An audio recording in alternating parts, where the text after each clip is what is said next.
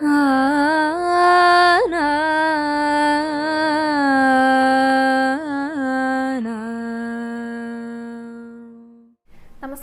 Guruvayur devotees ഓൺലൈനിലേക്ക് ഏവർക്കും സ്വാഗതം. സർവം കൃഷ്ണമയം. കൃഷ്ണായ വാസുദേവായ ദേവകീ നന്ദനായ ച നന്ദഗോപകുമാരായ ഗോവിന്ദായ നമോ നമഃ.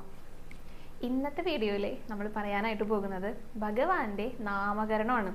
ബാലലീലകൾ പറയുന്ന സമയത്ത് ഒഴിച്ചുകൂടാൻ പറ്റാത്ത ഒരു സന്ദർഭമാണല്ലോ.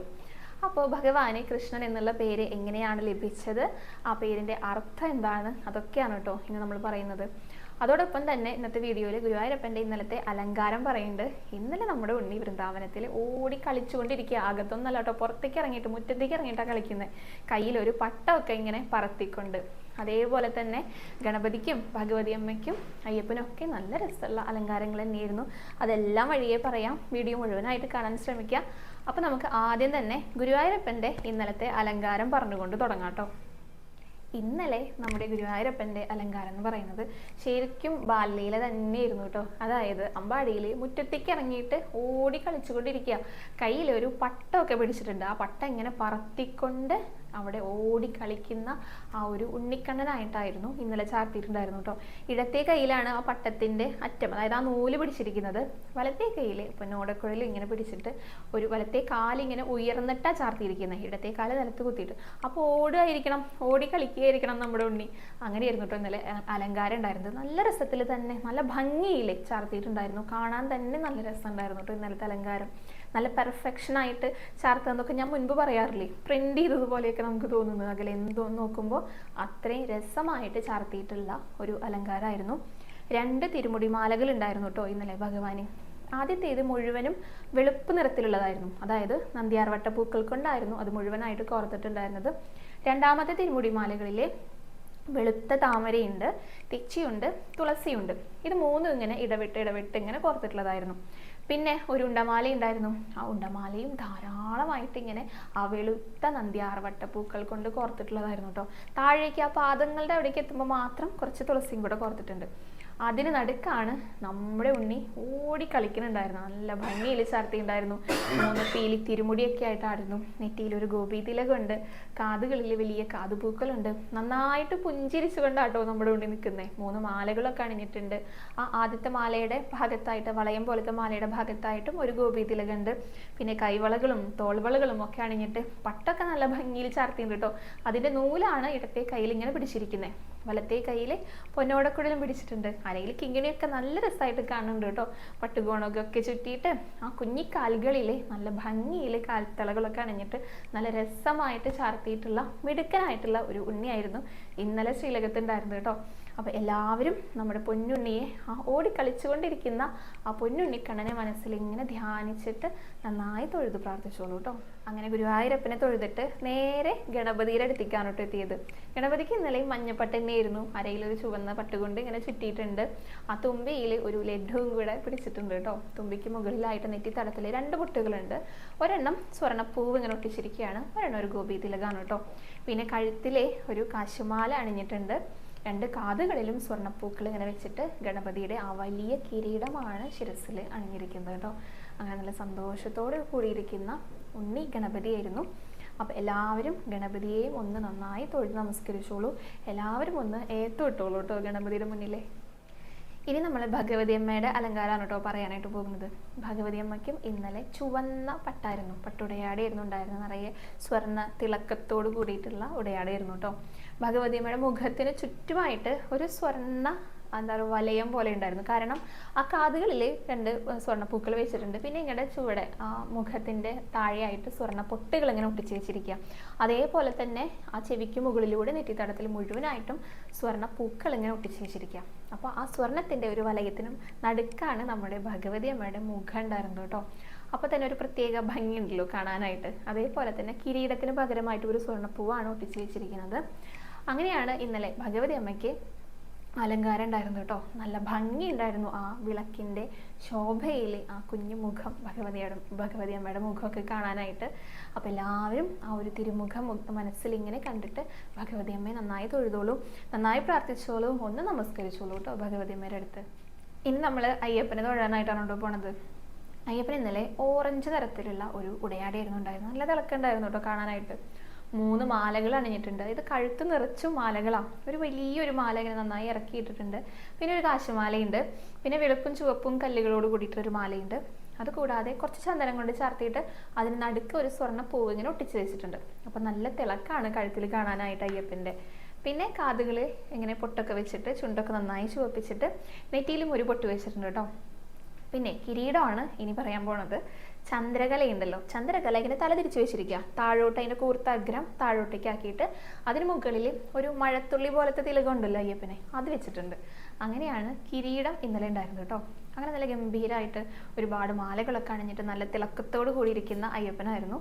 അപ്പോൾ എല്ലാവരും അയ്യപ്പൻ്റെ ആ രൂപം ഒന്ന് മനസ്സിൽ കണ്ടിട്ട് നന്നായി തൊഴുത് പ്രാർത്ഥിച്ചോളൂ കേട്ടോ. എല്ലാവരും അയ്യപ്പനെയും ഒന്ന് നമസ്കരിച്ചോളൂ. അപ്പം നമ്മൾ ഇനി ആ കഥയിലേക്ക് കടക്കുകയാണ് കേട്ടോ. അതൊരു സന്ദർഭമാണ്, ബാലലീലകളിൽ വരുന്ന ഒരു ഭാഗമാണ്. അതായത് ഭഗവാന്റെ നാമകരണം. അപ്പോൾ ഭഗവാനെ നാമകരണം ചെയ്യുന്നത് ഗർഗ മഹർഷിയാണ് കേട്ടോ. അദ്ദേഹം വസുദേവരുടെ കുലഗുരുവാണ്. ശരിക്കും പറഞ്ഞാൽ അദ്ദേഹം വസുദേവരുടെ കുലഗുരു ആയത് തന്നെ ഭഗവാനെ പേരിടാൻ വേണ്ടിയിട്ടാണ്, നാമകരണത്തിന് വേണ്ടിയിട്ട് അദ്ദേഹം ആ ഒരു കുലഗുരു ആയത് തന്നെ. അപ്പോൾ ആ ഒരു സമയത്ത് ഇദ്ദേഹം വരാനായിട്ട് കുറച്ച് വൈകിപ്പോയി നന്ദഗോപരുടെ ഗൃഹത്തിലേക്ക്. അതുകൊണ്ട് നാമകരണവും കുറച്ച് വൈകിട്ടുണ്ടായിരുന്നു കേട്ടോ. ശരിക്കും പറഞ്ഞു കഴിഞ്ഞാൽ നന്ദഗോപർക്ക് ഒരു കുലഗുരു ഉണ്ട്, ചാണ്ടില്യം എന്ന് പറഞ്ഞിട്ട്. അദ്ദേഹത്തിനെ വിളിച്ചിട്ട് നാമകരണം ചെയ്യായിരുന്നു നന്ദഗോപരുടെ പുത്രനെ. പക്ഷേ ഒരു വിഷമം, അതെന്താണെന്ന് വെച്ചാൽ രോഹിണി അമ്മയ്ക്ക് സങ്കടം വന്നാലോ.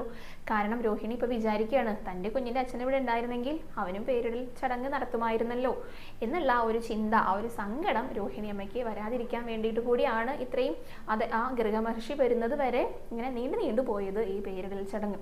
പിന്നെ വേറൊരു കാര്യം കൂടെ ഉണ്ട്. ഈ നന്ദഗോപരും വസുദേവരും അടുത്ത ബന്ധുക്കളാണ്. അടുത്ത ബന്ധമല്ല, കുറച്ച് അകന്നിട്ടുള്ള ബന്ധമാണ്, പരസ്പരം നന്നായിട്ട് അറിയാം. അതിനേക്കാൾ ഉപരിയായിട്ട് ഈ രോഹിണി അമ്മയുടെ അടുത്ത് നന്ദഗോപർക്ക് ഒരു പ്രത്യേക ഒരു സ്നേഹവും വാത്സല്യവും ഒക്കെ ഉണ്ട്. അതെന്തുകൊണ്ടാണെന്ന് വെച്ചാൽ രോഹിണി വന്നതിന് ശേഷമാണ് യശോദാമ്മ ഗർഭിണിയാകുന്നത്. അപ്പോൾ രോഹിണി അമ്മയുടെ ആ വരവിൻ്റെ കേമത്വം കൊണ്ട്, കാൽവരി എന്നൊക്കെ പറയില്ലേ, അതുകൊണ്ട് അത്രയും ഭാഗ്യമുള്ള ഒരു സ്ത്രീയാണ് ഈ രോഹിണി അമ്മ. അപ്പോൾ ആ രോഹിണി അമ്മയുടെ ഭാഗ്യം കൊണ്ടാണ് തങ്ങൾക്കും, അതായത് യശോദാമ്മ ഗർഭം ധരിച്ചിട്ട് തങ്ങൾക്കും ഒരു കുഞ്ഞുണ്ടായത് എന്ന് ഈ നന്ദഗോപരെ ഉറച്ച് വിശ്വസിക്കുന്നുണ്ട് കേട്ടോ. അപ്പോൾ ഈ ഒരു കാരണങ്ങൾ കൊണ്ട് തന്നെ രോഹിണി അമ്മയെ സങ്കടപ്പെടുത്തുന്നതും അദ്ദേഹത്തിന് ഇഷ്ടമല്ല. അതുകൊണ്ടാണ് ഗർഗ മഹർഷി വരുന്നത് വരെ ചാണ്ടില്യനെ കൊണ്ട് തൻ്റെ മകനെ പേരിടാതെ ഇദ്ദേഹം കാത്തിരുന്നത്. അതുകൊണ്ടാണ് ഈ പേരിടൽ ചടങ്ങ്, നാമകരണ ചടങ്ങ് കുറച്ച് വൈകിട്ടുണ്ടായിരുന്നു കേട്ടോ. അതായത് 2 കുട്ടികൾക്കും പേര് വിളിച്ചിട്ടുണ്ടായിരുന്നില്ല. അങ്ങനെയാണ് ഗർഗ മഹർഷി എത്തുന്നത് കേട്ടോ. അപ്പോൾ അതുവരെ ഈ 2 കുട്ടികളെയും ഒരു ഉണ്ണീനെ കറുത്തുണ്ണീന്ന് വിളിക്കും, ഗോപികമാരെ വേറൊരു ഉണ്ണീനെ വെളുത്തുണ്ണീന്ന് വിളിക്കും. അങ്ങനെ എങ്ങനെയാണ് വിളിക്കാം? അത് എല്ലാ ദിവസവും രാവിലെ എത്തൂട്ടോ ഗോപികമാര്. എന്നിട്ട് ചോദിക്കും, ഓരോ ഉണ്ണികളെ നോക്കും, എന്നിട്ട് പറയും, ഇന്ന് നിന്റെ അടുത്ത് വെളുത്തുണ്ണി നോക്കി ചിരിച്ചോ, എൻ്റെ അടുത്ത് കറുത്തുണ്ണി നോക്കിയിട്ടാ ചിരിച്ചേ. ഇതൊക്കെ നന്ദഗോപുരം ഇങ്ങനെ കേൾക്കുന്നുണ്ടേ. അപ്പോൾ ഈ പേരുകൾ ഇങ്ങനെ അവർ വിളിക്കുക. അപ്പോൾ എന്തെങ്കിലും ഒരു പേര് അവർക്ക് 2 പേർക്കും അങ്ങോട്ട് ഇട്ട് കൊടുത്താലല്ലേ ആ പേര് വിളിക്കാൻ പറ്റുള്ളൂ. അപ്പം അങ്ങനെ കുറേ ചിന്തകളൊക്കെ നന്ദഗോപുരം മനസ്സിലുണ്ട്. അപ്പോൾ ആ ഒരു സമയത്താണ് ഗർഗ മഹർഷി അങ്ങോട്ടേക്ക് വരുന്നത് കേട്ടോ. അങ്ങനെ ഗർഗ മഹർഷി വന്നു കേട്ടോ. അപ്പോൾ നന്ദഗോപുരം വേഗം സ്വീകരിച്ച് ആനയിച്ചിരുത്തി വലിയ സന്തോഷം തോന്നി, പേരിടാനായിട്ട് പോകല്ലേ. അപ്പോൾ ഇനി പേരിടലും ജാതകർമ്മവും ഒക്കെ നന്നായിട്ട് ചെയ്യണമെന്ന് പറഞ്ഞു. അപ്പോൾ ഗർഗ മഹർഷി പറഞ്ഞു, അന്ന് ശരി, ഞാൻ പറയുന്നത് പോലെ ചെയ്യണം എന്ന് പറഞ്ഞു. അപ്പോൾ നന്ദഗോപുരക്ക് വലിയ ഇഷ്ടമായി. അദ്ദേഹം വിചാരിച്ചത് 10 പറ അരി കൂടുതൽ വെക്കണം എന്നാ. കാരണം അവിടെ എന്തും ആഘോഷമാണല്ലോ. ഉണ്ണി കമിഴ്ന്നാൽ ആഘോഷം, മുട്ടുകുത്തിയാൽ ആഘോഷം, അങ്ങനെ എല്ലാത്തിനും ആഘോഷങ്ങളാണ്. അപ്പോൾ അതുകൊണ്ട് ഇതും കേമമായി നടത്തണം എന്നാണ് ഗർഗ മഹർഷി പറയുന്നത് എന്ന് നന്ദഗോപുരം വിചാരിച്ചിട്ട് അദ്ദേഹം വലിയ ഉഷാറോട് കൂടിയിട്ടാണ് അങ്ങനെ പറഞ്ഞത് കേട്ടോ. ആ ശരി എന്ന് പറഞ്ഞിട്ട്. അപ്പോൾ ഗർഗ മഹർഷി പറയണം, അതെ, താനീ നടത്തുന്നത് പോലെ വലിയ കേമായിട്ട് നടത്താനൊന്നുമല്ല, രഹസ്യമായിട്ട് നടത്തണം. മുൻപ് നടന്നതൊക്കെ ഓർമ്മയില്ലേ? എന്താ ഉണ്ടായേ? പൂതന വന്നു, ശകടാസുരം വന്നു, പൊടി പോലും കിട്ടിയില്ല. പിന്നെ അരവത് തൃണാവർത്തനം വന്നു. എന്തൊക്കെ സംഭവങ്ങൾ, കോലാഹലങ്ങൾ ഉണ്ടായി. അതുകൊണ്ട് അതിലേക്കൊന്നും പോകണ്ട, രഹസ്യമായിട്ട് പേരിടൽ കർമ്മം നടത്തിയാൽ മതി, വരൂ തൊഴുത്തിലേക്ക് എന്ന് പറഞ്ഞിട്ട് എല്ലാവരും, ഇവർ 2 പേര് മാത്രമേ ഉള്ളൂ കേട്ടോ. പിന്നെ യശോദാമ്മയുണ്ട്, രോഹിണി അമ്മയുണ്ട്, കുട്ടികളുണ്ട്. വേറെ ആരും അങ്ങോട്ടേക്ക് എത്തിയില്ല. ഗോപസ്ത്രീകളുമില്ല, ഗോപന്മാരുമില്ല, ആരുമില്ല. തൊഴുത്തിലാണ് ഈ നാമകരണം നടക്കുന്നത്. ഒന്നുമില്ല കേട്ടോ. ഒരു ഗണപതി നേദ്യം, ഒരു വിളക്ക് കൊളുത്തി വെച്ചിട്ട് ഗണപതി നേദ്യം, അത് മാത്രമേ ഉള്ളൂ. അങ്ങനെ ഗർഗ മഹർഷി ഇരുന്നു. ആദ്യം വെളുത്തുണ്ണീനെ, അതായത് ബലരാമനെ മടിയിൽ വെച്ചു കൊടുത്തു. അപ്പോൾ കണ്ടപ്പോൾ തന്നെ നല്ല സന്തോഷം തോന്നി. വെളുത്തുണ്ണിയാണ്. അങ്ങനെ എല്ലാവരെയും സന്തോഷിപ്പിക്കുന്നവൻ എന്ന് അർത്ഥം വരുന്ന രാമൻ, ബലരാമൻ എന്നുള്ള ബലം കൂടുതലുള്ളതായിരിക്കും. അപ്പോൾ ബലരാമൻ എന്നുള്ള പേര് വിളിച്ചു. പിന്നെ ബലഭദ്രൻ, സംഘർഷണൻ എന്നൊക്കെ പേര് വരും എന്ന് പറഞ്ഞിട്ട് അങ്ങനെ രാമൻ, സന്തോഷിപ്പിക്കുന്നവൻ എന്നർത്ഥമുള്ള ആ രാമൻ എന്നുള്ള പേരാണ് മൂത്ത പുത്രനായിട്ടുള്ള വെളുത്തുണ്ണിക്ക് അദ്ദേഹം നൽകിയത് കേട്ടോ. അങ്ങനെ വെളുത്തുണ്ണിയുടെ നാമകരണം കഴിഞ്ഞു. അടുത്തത് കറുത്തുണ്ണീനെ നമ്മുടെ ഉണ്ണിക്കണ്ണനെ മടിയിൽ വെച്ചു.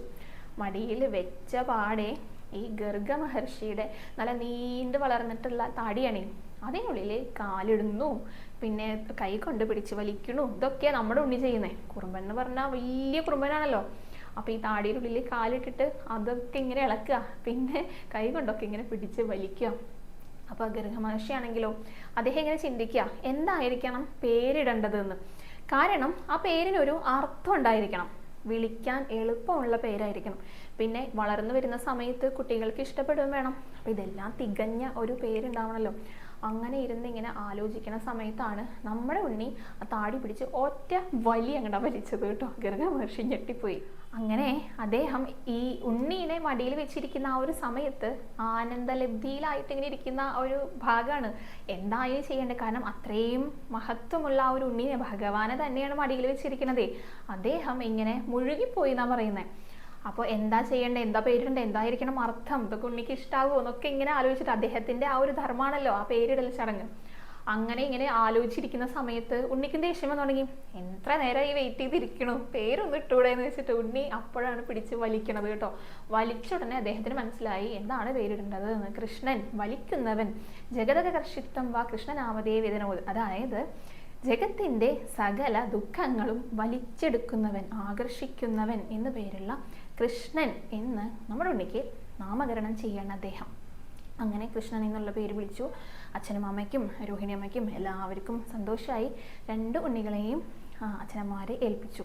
അപ്പോൾ നന്ദഗോപുര് പറഞ്ഞു ഇനി ജാതകം വായിക്കണം, അതിനെപ്പറ്റി പറയണം എന്ന് പറഞ്ഞു. അപ്പോൾ ഗർഗ മഹർഷി ആണെങ്കിലോ ജാതകത്തിലൊക്കെ വലിയ വലിയ കേമനാ അദ്ദേഹം. അങ്ങനെ അദ്ദേഹം ആവാലോ എന്ന് പറഞ്ഞിട്ട് 2 ഉണ്ണികളുടെയും ജാതകങ്ങളെ പറ്റി പറയാൻ കേട്ടോ. അതായത് 2 പേർക്കും സമാന ഗുണങ്ങൾ തന്നെയാണുള്ളത്. ആയുസ്സും ആരോഗ്യം എല്ലാം വേണ്ടുവോളം ഉണ്ട്, സമാന ഗുണങ്ങൾ തന്നെയാണ്. അതുകൊണ്ട് അത് പ്രത്യേകം പറയേണ്ട ആവശ്യമില്ല. പക്ഷെ ഈ കറുത്തുണ്ണിക്ക് വെളുത്തുണ്ണിയേക്കാൾ കുറച്ച് ഗുണം കൂടും എന്ന് പറഞ്ഞു. അപ്പം അതെന്താണെന്ന് ചോദിച്ചു. അപ്പം അദ്ദേഹം പറയാണ് ഈ കറുത്തുണ്ണീനെ, അതായത് കൃഷ്ണനെ സ്നേഹിക്കുന്നവർക്ക് അദ്ദേഹം വാരിക്കോരി കൊടുക്കും, ദ്രോഹിക്കുന്നവർക്ക് അവരുടെ തലയും കാണില്ല എന്ന് പറഞ്ഞു. അപ്പോൾ ലൈസൻസ് കിട്ടിയില്ലേ നമ്മുടെ കണ്ണനെ. കാരണം എന്താണെന്ന് വെച്ചാൽ ഈ ഗർഗ മഹർഷി ഒരു ലൈസൻസാ കൊടുത്തിരിക്കുന്നത് ദ്രോഹിക്കുന്നവരുടെ തലയിറക്കാൻ വേണ്ടിയിട്ടേ. സ്നേഹിക്കുന്നവർക്ക് എന്തും ഭഗവാൻ വാരിക്കോരി കൊടുക്കും, ദ്രോഹിക്കുന്നവരുടെ തലയും കാണില്ല എന്ന് പറഞ്ഞിരിക്കണേ. അപ്പോൾ ഉണ്ണിക്ക് കയ്യിൽ കിടന്നിട്ട് ഒന്നും പറയാൻ പറ്റില്ലെങ്കിലും വലിയ സന്തോഷമാണ് കേട്ടോ ഉണ്ടായത്. കൂടി നിന്നവർക്ക് എല്ലാവർക്കും സന്തോഷമായിട്ട് അങ്ങനെ കേമമായിട്ട് തൊഴുത്തിലാണെങ്കിൽ കൂടെ വളരെ എന്താ പറയുക സന്തോഷകരമായിട്ട് ആ പേരിടൽ കർമ്മം കൂടെ കഴിഞ്ഞു. അപ്പോൾ നമ്മുടെ ഭഗവാനാണെങ്കിലോ ഇത്രയേറെ സന്തോഷം ഇനി പറയാനില്ല കേട്ടോ. കാരണം കുറച്ചും കൂടി അങ്ങോട്ട് വളർന്നു കഴിഞ്ഞാൽ അവിടെ മൊത്തം ദൂരത്തടിക്കാതുള്ള ആ ഒരു ലൈസൻസാണ് ഇപ്പോൾ കിട്ടിയത്. അതിൻ്റെ സന്തോഷം അടക്കാനായിട്ട് സാധിക്കണില്ല നമ്മുടെ ഗുരുവായൂരപ്പന്. അപ്പോൾ ഈ യശോദാമ്മയ്ക്കും നന്ദഗോപുരക്കും രോഹിണി അമ്മയ്ക്കും ഒക്കെ ഇദ്ദേഹം പറഞ്ഞ കാര്യങ്ങൾ വിശ്വാസം ആയിട്ടോ. കാരണം സ്നേഹിക്കുന്നവർക്ക് എന്തും നൽകും, ദ്രോഹിക്കുന്നവരുടെ തല കാണില്ല എന്നുള്ളത്. കാരണം പൂതന വന്നപ്പോഴും അങ്ങനെയായിരുന്നു. ശകടാസുരൻ, പിന്നെ തൃണാവർത്തൻ, ഇവരൊക്കെ വന്നപ്പോഴും ഇത് തന്നെയാണ്. അവരുടെ ബാക്കി പോലും ഭഗവാൻ വെച്ചിട്ടുണ്ടായിരുന്നില്ല. അപ്പോൾ അവർക്കും അത് വിശ്വാസമായി, സന്തോഷമായി.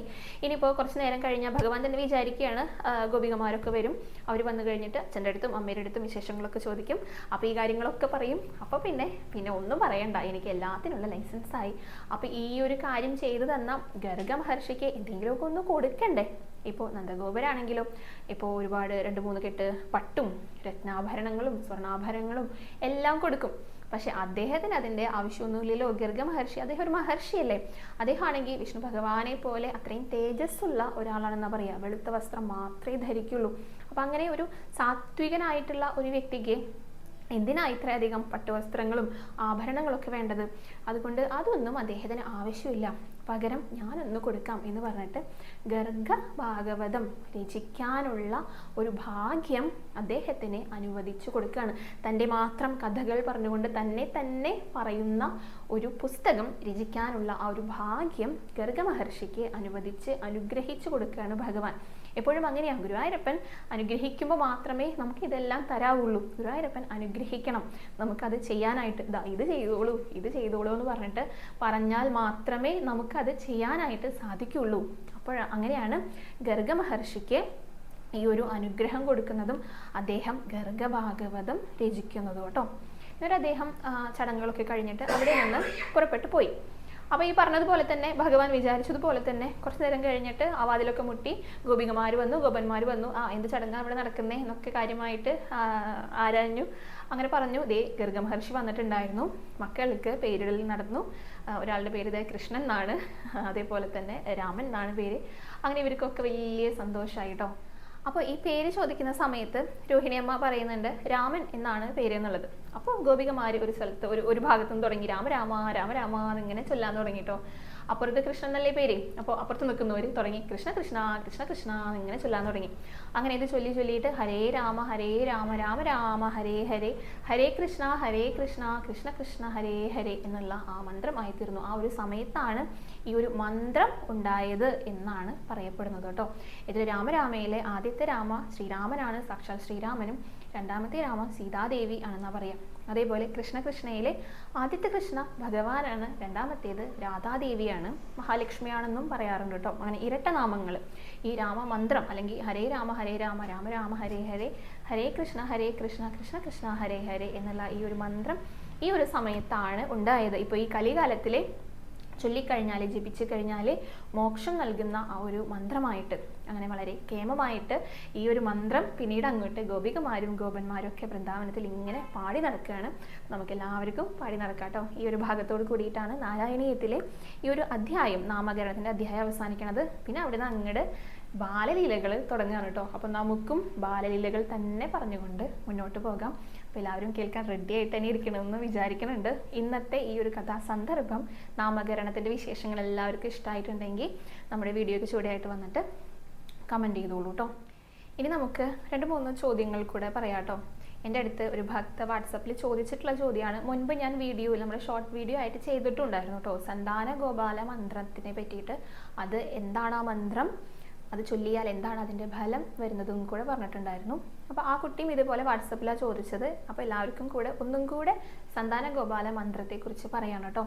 ദേവകീ സുത ഗോവിന്ദ വാസുദേവ ജഗത്പദേ ദേഹിമേ തനയം കൃഷ്ണ ത്വാമഹം ശരണം ഗത. അതാണ് മന്ത്രം, സന്താന ഗോപാല മന്ത്രം വരുന്നത്. ഇതിൻ്റെ അർത്ഥം എന്താണെന്ന് വെച്ചാൽ, ദേവകിയുടെയും വസുദേവരുടെയും പുത്രനായ ജഗത്പതിയായ ഭഗവാനെ കൃഷ്ണ, ഞാൻ അങ്ങയിൽ ശരണം പ്രാപിച്ചിരിക്കുന്നു, എനിക്ക് പുത്രനെ നൽകിയാലും എന്ന് പറഞ്ഞിട്ട് ഭഗവാനോട് വിളിച്ചപേക്ഷിക്കുന്ന ഒരു മന്ത്രമാണ് സന്താന ഗോപാല മന്ത്രം. അപ്പോൾ ഇത് മുടങ്ങാതെ ജപിക്കുന്നവർക്ക് സന്താനങ്ങൾക്ക് അവരുടെ സൗഖ്യത്തിനായിട്ട് ഉയർച്ചയ്ക്കായിട്ടൊക്കെ വളരെ നല്ലതാണ്.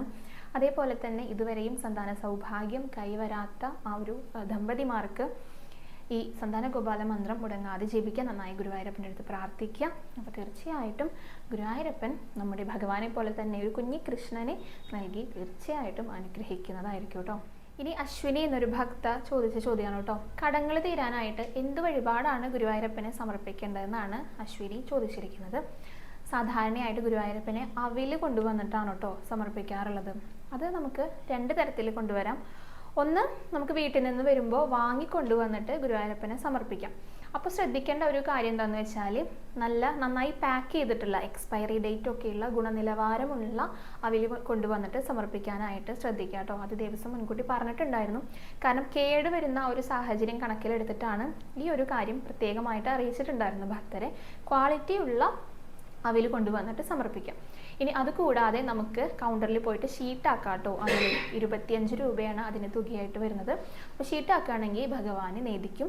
അല്ലാതെ നമ്മൾ പുറത്തുനിന്ന് കൊണ്ടുവരുന്നത് നേദിക്കാനായിട്ട് എടുക്കില്ല കേട്ടോ. അപ്പോൾ ഒരു കാര്യം ശ്രദ്ധിക്കാം, അവിൽ കൊണ്ടുവന്ന് സമർപ്പിച്ച കടങ്ങളെല്ലാം മാറിക്കിട്ടാൻ വളരെ നല്ലതാണെന്ന് പറയാറുണ്ട്.